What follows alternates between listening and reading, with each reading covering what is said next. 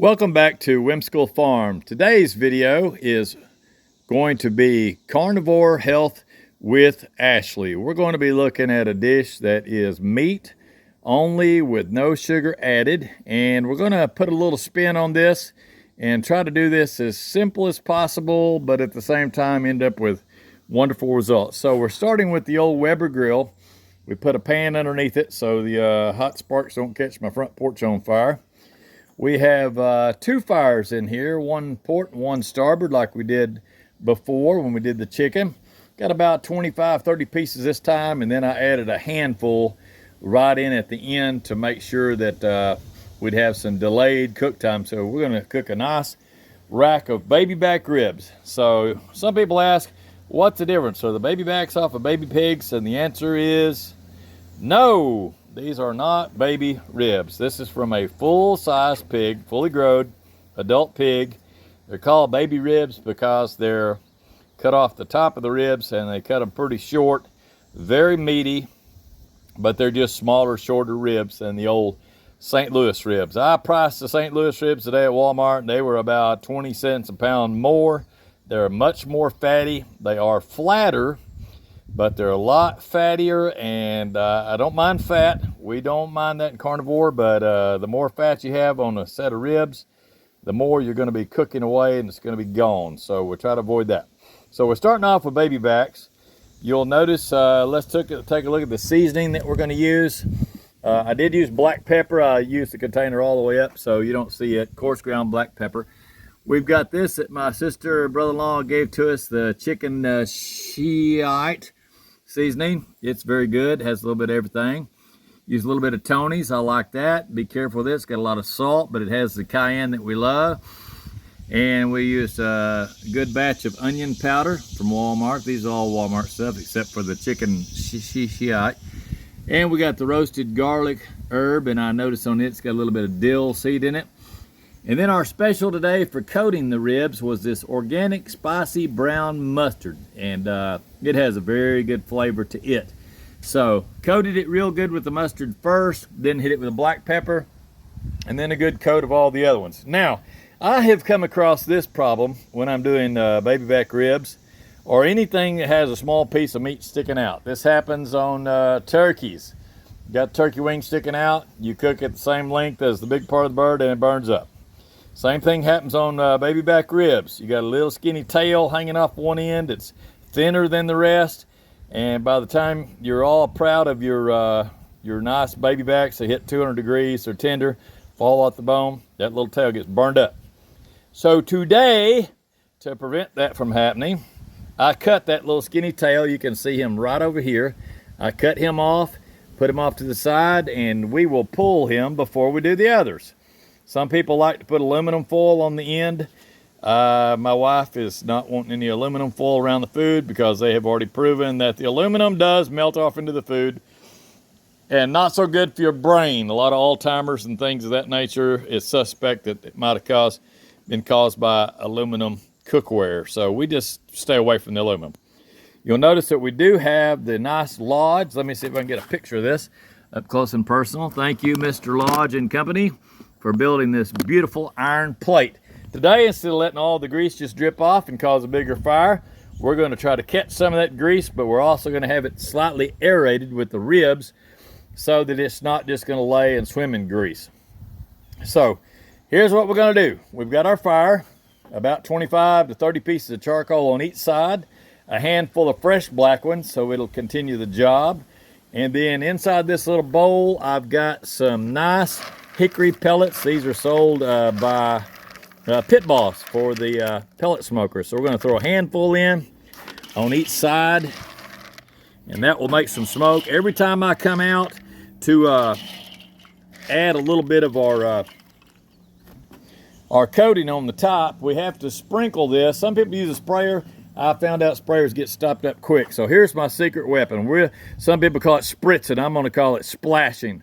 What this is 2 ounces of apple cider vinegar, 2 ounces of Frankie's hot sauce, 2 ounces of red wine vinegar, no sugar, and the rest is just good filtered water. So that's going to be our combination. We're going to sprinkle that all over while we're getting that good black bark. So try to do this one-handed. You can see this is going to be absolutely crazy, as usual. And here goes a rack of ribs. Oh my gosh, one hand. Can him do it? Yes, him can. So it's going to go right in between. I'm going to try my best to hit dead center. And that iron should shield us from some of the direct fire. Now I've got the bottom throttle on this set at 50%. So the bottom throttle is half shut. And we're going to do the same on the top. Now that's going good. We don't have to worry about this fire snuffing out, that's for sure. So we're going to put the grill lid on. And it's been run over by cows. They didn't like me barbecuing beef on it, so they ran over it. I'm going to put that at 50%, 49.9. And we've got that set now. All we have to do now is just let it go. So I will come back out in about 2 hours. And at that point, we may be able to pull off that little skinny tail so him doesn't burn up. But we'll put the digital probe and start checking. And at that 2 hour mark, we'll spritz it good with our special squirter stuff over there. No sprayer, we're just gonna sprinkle it on like we know what we're doing. And we're gonna keep a good black bark, but we're also gonna keep it moist. And then after that, we'll try to hit it every hour until we're done. So thank you for watching. Please come back and follow along with us, and you'll get to see this all the way to the point of cutting up some delicious baby back ribs and do some chomping on them. I'll get my wife involved this time. She can film me making all kinds of silly faces as I decide if I'm going to be YouTubing or eating. So talk to you in a few minutes. Bye-bye. Welcome back to Whimsical Farm. I decided to go ahead and check this at 1 hour instead of 2. So that's a correction I'm going to make to the video. And I threw another little handful of our nice hickory pellets. I want to say something before we do this next step. Some people really get involved with nice side saddle smokers or offset smokers, and those are very nice. But even just a good solid entry level smoker that's a side saddle or an offset smoker, you're talking about $1,000 just for the device. So that's just beyond my budget. So maybe these carnivore videos that I'm doing is for the average Joe, or maybe even a little less than the average Joe. I'm trying to keep it simple, but also very cost effective. So you're looking at a grill here that's right at $100. This is about 10 years old, been run over by a cow and beat up, been left out in the rain. And this is not paint on these. These are, it's a special coating that they put on these grills. It may be ceramic coated. I'm not exactly sure. I'll have to do a lookup on that, but it's not regular old black paint, that's for sure, because it doesn't rust. So I went ahead and added a little handful of charcoal, another little sprinkle of the hickory chips, and we're already starting to develop a bark. I'm going to go ahead and use our special stuff here and sprinkle just a little touch of that so that the ribs stay juicy. We don't want to wash off our seasoning, so I'm just spritzing it or sprinkling it and lay that aside. And it's only an hour into it, but I still would like to get a shot. I highly doubt that's going to be no 200 degrees, but temperature is coming up, so that's promising. Even in an hour, we're at 165. Let's check the little guy. I'm anticipating he'll be a little bit higher. No, right now he's a little bit, not much. So we're far from our target of 200. Let's go ahead and batten the hatches, put this back together, and we'll come back every hour until it's done. So this is part 2, and as they say in the movie industry, to be continued. But I will say this before we close out this one. The temperature has really been good and consistent. So just adding a little bit more charcoal is going to help. We didn't have to change the vent settings. And when I checked it, going through those holes right there with the digital, it's right at 250. So happy with that. So we'll be back in a few minutes, and please stay with us until we get to the delicious part of chomping it. Over and out for now. Welcome back to Whimsical Farm, and we are now on part number 3. I've gone ahead and added a handful of our little nice wood pellets. That is the hickory wood pellet made by a company that Pit Boss for the smoker. And I added another handful of charcoal. Let's go ahead and take a very careful look at our temperatures and see what. So our temperature on this is, I've got this digital poked in just barely, okay? So that's a very shallow reading. I want you to see the difference. I'm going to push this down just a little bit. So that's more of a centralized reading. Notice it's even cooler. And now if you push down too hard and go really deep, you're going to read the temperature that is closer to the iron, and then your temperature will go up. See, that's going way up. That's not actual temperature of the meat. So we always want to get our temperature for accuracy in the middle of the meat. You can see that they're smoking me to death, but we're at 160. We have hit what's called the stall, which is not unusual when you're cooking. It's kind of a phenomenon, but it's kind of an equalization of heat and all the things happening. But we have to go some more. But as you'll notice, the bark is looking good, but it's also starting to look a little bit dry.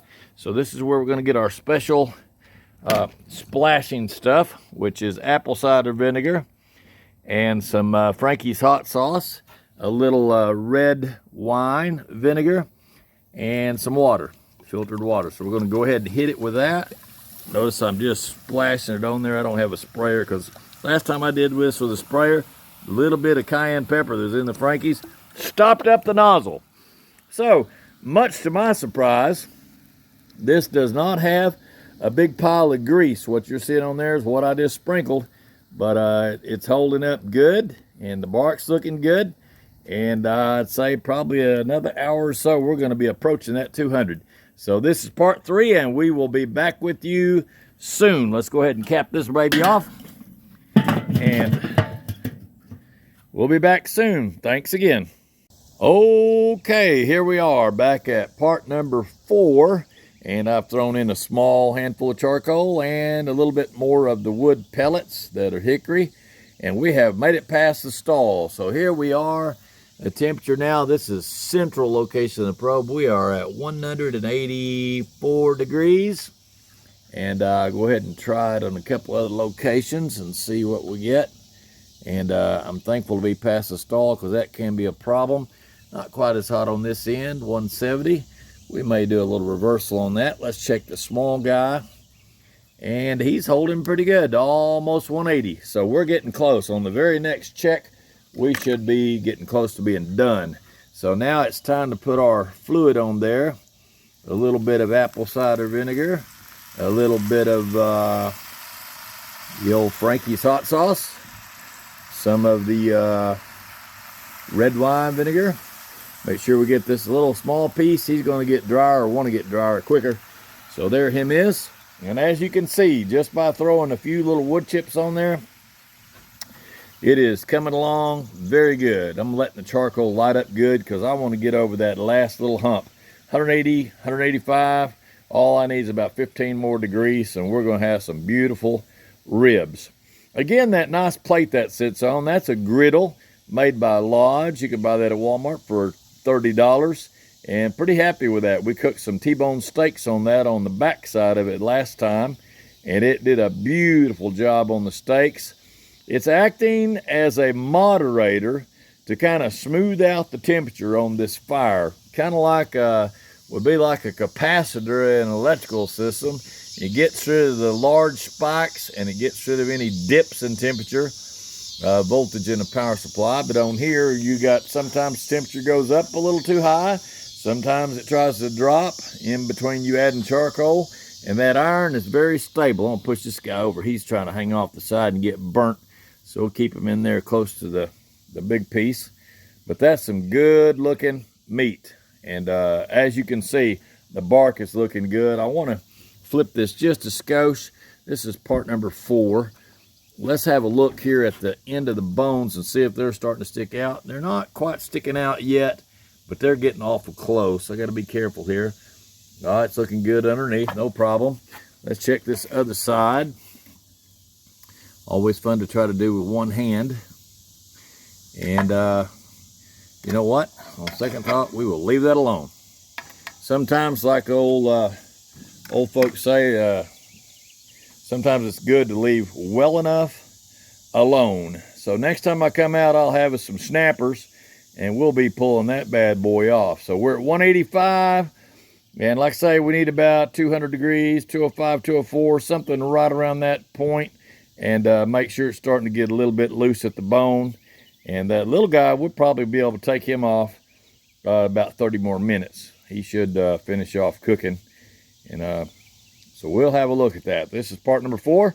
We'll be back next time we come back. It will be, should be finished up, and then we'll do a lay it out and cut test and a taste test and all that, get to the chomping part. So thanks again, and we'll be back soon. And welcome back to part number 5. It is getting serious now. I'm not having to add any charcoal, no wood chips, none of that nonsense. We have a temperature on the little guy of 206, 207 and climbing. So we're going to save his little life and get him off of there. So carefully pull this aside. And we're going to pull this. Wow, you can see that. See the little bones are sticking out there. Now I got some precision snappers. This is where we get a little bit more serious here. With these precision snappers here. Carefully. This is how you save that little piece that would have got burned up. Now let's check the big boy and see what we got on him. And this is where we almost are done. See, we're getting really close. This is where you don't want to get in a rush. You rush it and you lose the best part. See, we're at 199, but it's still got some a little bit of toughness to it. Not tough, but you know what I mean. It's just not quite as tender as what I want to see. Now we're going to go ahead and check these bones. You can see it starting to split open there a little bit. I don't want to take a chance on letting that fall off into the fire or do something dumb, and now the bones are starting to expose. It's starting to get a little bit more tender. I want to cook this just a little bit more. Just because I got some blonde there, I'm going to go ahead and hit that with my one of my seasonings just to make it a little prettier. We'll just hit that with just a little touch of seasoning there so it's not totally naked. And we'll hit it with a little bit more of this. It's got a little red color to it. And that'll finish that off with a little bit of brown there. But that's looking really good. We're right at the 200. Let's do one quick test here and see if this is trying to come apart. Let's just check it right there and see. No, see, it's just not quite. It's still got those little ligaments, sinew, the tendons and all that is not quite tender yet. But we can take that little guy in the house and get a taste test on him, make my wife happy. We will let that cook, let it just slowly finish off the last few minutes and take it on up to, let's say, probably 205 to 210 range, and then it'll really be good dark bark. Should be tender. I went ahead and sprinkled it with a little bit of our topping there. Spritzed it up with our apple cider vinegar and all that stuff. So we'll be back, and the last time we do it, we will be having some ribs to eat. Thank you very much. Bye for now. Welcome back to Whimsical Farm. We have now brought in this nice rack of ribs in the house, and this is our final part of the video. So let's take a look at this. Here is the temperature that we came up with. I'll go ahead and turn the light on so you can see it. That's a 205. We're going to go ahead and stab this in a few spots to see where we're at. There's a 210. There's a 206, 205. And let's put one right there. There's 201. So everything's over 200. So here's the next test that you want to do before you even start eating. You can this is really hot because I just took it off the grill, but you can do a quick test like this, and I learned this from the pros, is look at the flexibility of it. See that? See how flexible that is? It's trying to break. If I kept going up with that, it would break off, so it's not stiff. This end right here, see, it's very soft and flexible. So now, the next step is, as this cools a little bit, I'm going to go ahead and pull this piece of iron out of the picture. We'll get him out of the picture. It's going to be really easy because I'm going to let gravity have its perfect work. Gravity, gravity, gravity. Gravity is still working. Oh, let's let that lay that way so you can see the bones. that piece of iron. This is going to be fun to try to turn this back over. So we will use a couple of spatuloses, maybe a spatula. Let's turn this way. We're trying to be careful with this. And we'll turn him over. I want to turn him over real careful, just like that. And we want to take a look at this bark again. Ooh, that is beautiful. Now, for slicing, we do want to let it cool just a little bit. Not too much, but one of the things I like to do when I slice is try to find the bones themselves. If you see the bones, then you won't be wasting any time cutting into the bone. So we're going to do this. Let me use my snappers because it's so hot. We will turn it up just a little bit, and I'll show you how I do it. You can do it any way you want to. That small piece that was in the video, it's gone. Something happened to it. I think it got too close to my wife, and so it's already been tested. Here's what I like to do. Take your blade. This is actually a brisket blade, brisket knife, and make sure you park it between the two bones. Don't glide on one bone because you'll short yourself some meat. So get it started like that, and then you know you're in the right spot. So try to do it in such a way that you don't hit the bones. I'm at the wrong angle. Now I'm at the correct angle. And we got a good slice there. So let's do the next one. This one's right here. And I'm gonna try to hold that bark down a little bit so he don't come completely apart. And that is some good looking meat right there. You can see that is very, very tender. We'll cut off, let's cut off a couple more. I'm gonna go ahead and turn this over so we can really see what we're doing. So we're gonna cut on the back side between the bones. And that is a good looking meat. Very nice. I have to change my angle just a little bit. Change the angle just a little bit to be with the bone. You can feel for it. Now then, here's the next test. I'm gonna turn these guys back over. This one like that. We'll close that up so we can kind of keep that meat good and moist. And this is hot. Look at the meat on a baby back rib. I did a bunch of studying on this and found that the baby back rib is more lean. You're not buying a sack full of fat like you do with the St. Louis. You'll see a little bit right there, a little jelly fat, but the rest of it is just as lean as can be. And it's not fall off the bone. If you kept cooking this another 45 minutes, it would be fall off the bone, and it'd also be overcooked. I gotta let that cool off just a little bit. Let's analyze the next piece. Looks like a miniature pork chop. Look how beautiful that looks. And I can tell you already that the flavor on this is really good because I got to eat some of that little guy a while ago. The small scrap piece was the cut off tip, and he got cooked 30 minutes less, and it saved the day. So let's lay these out.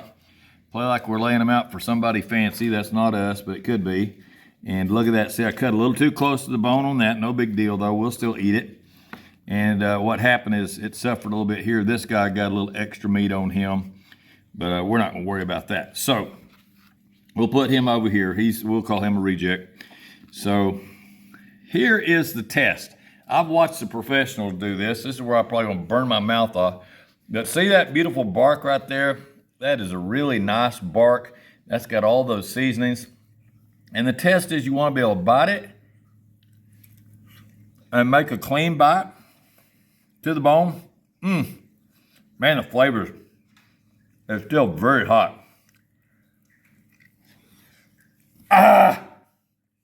See that? That's a clean bite to the bone, but all it did was make the shape of my plastic teeth. That is a well-cooked baby back pork rib. And the seasoning, you've got a little bit of heat on these. Look up here a minute if you would. You have a little bit of heat on these. Let's talk about the heat. You do have to be careful if you're real sensitive to heat. This has got the black pepper heat. It has the Frankie's hot sauce that I used on there. And then a small light sprinkle of the Tony's, which also has some cayenne pepper. So I'm gonna actually pull this apart so you can see where we're at. Let's analyze this a little closer. I'm gonna get a fork. And hopefully I can find the fork quickly. maybe not, in the dishwasher. You can tell we're real pros. We got everything laid out here. Now watch this. This is going to be a test to see if it is getting close to coming off the bone. See that? Now, that's not cooked too much because it's still trying to stick. But here's your next test. This is what the pros will teach you, is if you can finally get the bone out, the bone should come out pretty clean. And see that? That's a clean bone. Now, we got some dogs around here. We got some big, powerful German Shepherds that when you go to hand this to them, you make sure no little dogs are around. You don't let them compete with each other, just individually. So that bone's gone. Let's go ahead and cut this up into some pieces and see what it looks like. We're going to check it for grain. We're going to check it for tenderness. That grain was kind of running along with the bone. Let that cool off just a little bit so I don't have to burn my face off. Now, that's the stuff that people fight over. See the little black, that's like pork butt with the little black ends. And then you've got that beautiful lean brown meat right there. And it's not dried up. It's very tender. That is delicious. Man, I'm telling you,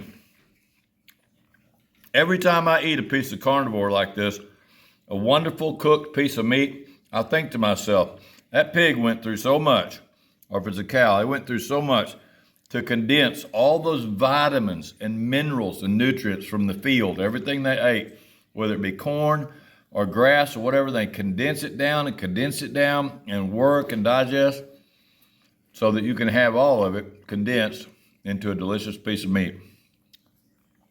And that takes me off of the other diets. I don't need a bunch of side dishes. One of the worst things you can do when you're eating meat is to load up on a whole bunch of carbs beside it. You might get fuller, you might feel like you're doing better, but you're eating sugar. You're eating starch, you're eating sugar, and it's not good for your health. Now, pork is not the healthiest meat. Lamb would probably be the healthiest. Rabbit's pretty healthy, and beef is very healthy. But the pork cooked properly, and you're rendering out a lot of that fat, and it's dripping off, it's not going to hurt you. It was allowed in the Bible days, not in the Old Testament, but in the New Testament, they were allowed to eat pork. No problem at all. So enjoy your video. Enjoy some ribs. Now, I'm going to tell you right now, you do not have to have a side saddle, offset smoker, a bunch of fancy equipment to make very delicious. My wife paid me one of the nicest compliments today when she just tasting that little end piece off these ribs. I said, honey, would you like me to take some butter and go out there and drizzle over the ribs? And she said to me, I can't imagine how these could taste any better. So I stopped right there, no butter.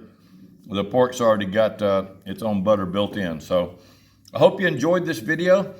Please hit the subscribe and the like buttons and come back and visit with us some more. I will put all these together tonight, and get it put out as one long video from start to finish. So thanks for watching. I hope you enjoyed it.